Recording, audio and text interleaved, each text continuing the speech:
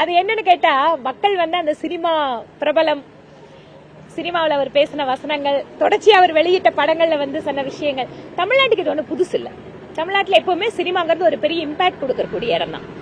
அதனால அந்த அந்த தொடர்ச்சி அங்கேயும் தானே இருக்கும். ஒரு நாள் நீங்க எப்படி வந்து எல்லாத்தையும் மாத்த முடியும்? அதனால கொஞ்ச நாளைக்கு சட்டமன்றம் கொஞ்சம் சினிமா மாதிரியான வசனங்கள்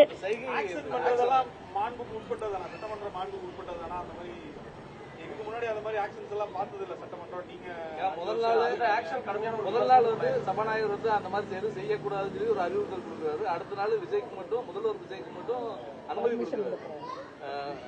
அடுத்தடுத்த சம்பவங்கள் எப்படி இதை முன்னுதாரணமா வச்சு ஒவ்வொருத்தரும் ஒரு சைகை காட்டுறதுக்கு வந்து வாய்ப்பு இருக்குல்ல, கேட்கலாம்ல, பர்மிஷன் கேட்கறதுக்கு வாய்ப்பு இருக்கு. அது வந்து சட்டமன்றம் யார் வேணாலும் உள்ள இருக்கக்கூடிய சட்டமன்ற உறுப்பினர்கள் சபாநாயகருக்கு இது தொடர்பா புகார் தெரிவிக்கலாங்க. இதே போல முன்னாள் இருந்த அப்பாவும் இதே வேலையில பண்ணாரு. என்ன வேலை பண்ணாரு?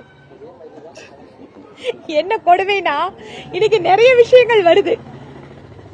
சுப்ரீம் கோர்ட்ல ஒரு ஹைகோர்ட்ல ஒரு ஜட்ஜ்மெண்ட் கொடுத்திருக்காங்க. இந்து மதத்திலிருந்து மதம் மாறிய பட்டியலினத்தை சார்ந்தவர்கள் இந்து மதத்தில் இருந்த சலுகையை அனுபவிக்க கூடாது அப்படிங்கறத நீதிமன்றம் தீர்ப்பு கொடுத்திருக்கு. தமிழகத்தினுடைய முன்னாள் முதலமைச்சர் திரு மு.க. ஸ்டாலின் அவர்கள் 110 விதியின் கீழே என்னவோ, எனக்கு அது சரியா அந்த தீர்மானம் ஞாபகம் இல்லை, அந்த தீர்மானத்தை கொண்டு வரும்போது நான் இதே கேள்விதான் கேட்டேன். தீண்டாமை இல்லை என்று இன்னொரு மதத்திற்கு மாறியவர்கள் எதற்காக தங்களுடைய பழைய மதத்தில் இருக்கக்கூடிய சலுகைகளை அவர்கள் கேட்கிறார்கள்? அப்படின்னா ரெண்டு விஷயம். ஒன்று, புதிதாக மதம் மாறிய அந்த மதத்திலே தீண்டாமை இருக்கிறது என்பதை ஒப்புக்கொள்கிறார்கள், அதனாலதான் எனக்கு சலுகை வேணும்னு கேட்கிறாங்க. ரெண்டாவது, இந்த மதத்திலிருந்து அங்க போனாலும் சலுகை இல்ல அப்படின்னு சொன்னா, அங்கேயும் தீண்டாமை இருக்குன்னா அப்ப எதுக்கு அவங்கள மதம் மாத்துறீங்க? ஆனால் இந்த விஷயத்தை நான் அசம்பிளியில பேசணும்னு, தீண்டாமைங்கிற வார்த்தையெல்லாம் நீங்க எப்படி அசம்பிளிக்குள்ள பயன்படுத்துவீங்க, நாங்க நீக்கிறோம்னு நீக்கிட்டாங்க. ஆனா இன்னைக்கு அது நீதிமன்றத்தோட ஒரு தீர்ப்பா வந்திருக்கு. இந்த மாதிரி கடைசி 2 வருஷம் நான் பேசுற எந்த வீடியோவும் வெளியில விடலைங்க. அது மட்டும் இல்ல, நல்லா பேச வச்சுட்டு அதுக்கப்புறம் அவை குறிப்புல இருந்து நீக்கிடுவாரு. சரி, அது ஒரு அனுபவம், ஒரு எதிர்கட்சி எம்எல்ஏவா எனக்கு கிடைச்ச அனுபவமா நான் பாத்துக்கிறேன். இப்ப நேரில் முழுமையா போகலீங்க. இங்க பாருங்க, இந்த கவர்மெண்ட் வந்து பதவியேற்பு விழாவப்ப என்ன சொன்னாங்க, நாங்க முழுமையா நேரல பண்ணுவோம் நாங்க. ஆனா ஃபர்ஸ்ட் கூட்டத்தொடர்லயே நேரலையே கட் பண்ணிட்டாங்க. பதிலுரை போடுவாங்க எப்பவுமேங்க அசம்பிளியில, பதிலுரை அமைச்சர்கள் உரையும் முழுமையா கொடுப்பாங்க.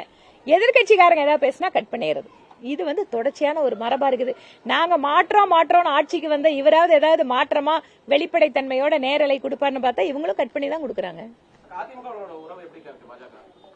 எந்த பிரச்சனையும் இல்லாம இருக்கு. இதெல்லாம் டைம் இருக்குங்க, எல்லாம் அப்புறம் பாத்துக்கலாம். இன்னைக்கு ஒரு சில அமைச்சர்கள் நல்லா பண்றாங்க. நானும் பார்த்தேன்.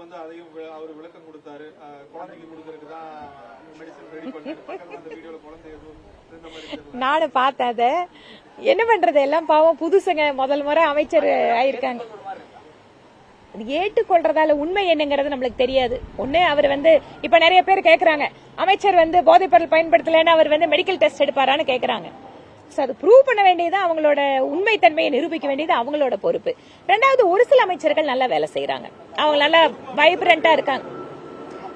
பொறுப்பு அமைச்சரா தெரியலப்பா, கொஞ்ச நாள் தான் ஆகுது, பாப்போம். அவருக்கும் டைம் கொடுக்கணும் இல்லைங்க, பாப்போம்.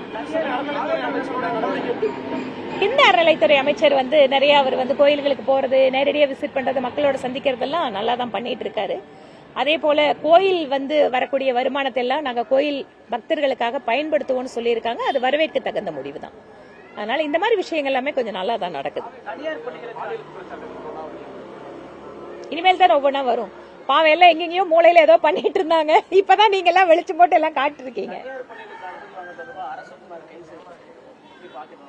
தப்பு செஞ்சா யாரா இருந்தாலும் நடவடிக்கை எடுத்துதானுங்க ஆகணும். தப்பு செய்யற யாரையும் விடக்கூடாதுங்க. நீங்க எல்லாம் ஏர்போர்ட் போகணும்னு சொல்லிட்டு 1/2 மணி நேரம் குறைஞ்சு.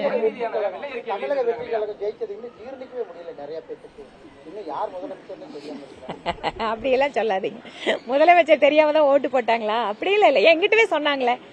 இங்க இப்ப தெற்கு தொகுதியில கூட சொன்னாங்க, அக்கா நீங்க இல்லன்னு சொன்னா நாங்க விசிறோம். நாங்க சொன்னா யாரு அதெல்லாம் எங்களுக்கு தெரியுங்கிறாங்க. சரி ஓகே, மக்கள் எனக்கு ஆதரவு கொடுத்திருக்காங்க, அதை நாங்க ஏத்துக்கிறோம். ஜனநாயகத்தில் இதெல்லாம் நடக்கதான் செய்யும். பார்ட்டி ஃபண்ட் வந்து தமிழகத்தோட முதலமைச்சர் சொன்னாரு, நாங்க பார்ட்டி ஃபண்ட் கேட்க மாட்டோம். நல்ல விஷயம், வரவேற்கிறோம். ஏன்னா நிறைய இடங்கள்ல கார்பரேஷன்ல வந்துட்டு இங்க வந்து வேலைங்களை கொடுக்கும்போது ஒரு சிலர் வந்து எங்களுக்கு வேலையே வேண்டான்னு ஓடினாங்க. ஏங்கன்னு கேட்டா எங்களால கார்பரேஷனை சமாளிக்க முடியலீங்க, அவங்க கேட்கிற காசு கொடுக்க முடியலன்னாங்க. ரொம்ப திமுக ஆட்சியில இந்த லஞ்சம் அப்படிங்கறது கடுமையான ஒரு வெறுப்பை சம்பாதிச்சாங்க. இன்னைக்கு அவங்க வீட்டுக்கு போறதுக்கு இதெல்லாம் ஒரு முக்கியமான காரணம். ஆனா இந்த வந்திருக்கிற கவர்மெண்ட் அந்த மாதிரி இருக்காதுன்னு சொல்றாங்க. நம்ம இனிமேல் நடக்கக்கூடியதை வச்சுதான் அதை சொல்ல முடியும். நன்றிங்க. இது அதாவது வெள்ளை அறிக்கை கொடுக்கறதோட நிறுத்தக்கூடாது, அதுக்கான ஆல்டர்னேட்டிவ் என்னன்னா அவங்க அது அப்படி சொன்னாதான் அது முழுமையா இருக்கும். அரசாங்கமே அதுக்கு தனியா ஒரு கமிட்டியை போட்டு தப்பு செய்யறவங்களை அரெஸ்டும் பண்ணியாச்சு. யார் தப்பு செய்தாலும் பிரதமர் மோடி அவர்கள் விட மாட்டார், அதுல மக்கள் நம்பிக்கையா இருக்கலாம். தவறு செய்தவர்கள் யாராக இருந்தாலும் எவ்வளவு நெருக்கமா இருந்தாலும் அவங்க மேல நடவடிக்கை எடுக்கப்படும். நன்றி. இல்ல எனக்கு தெரிஞ்சு இல்ல.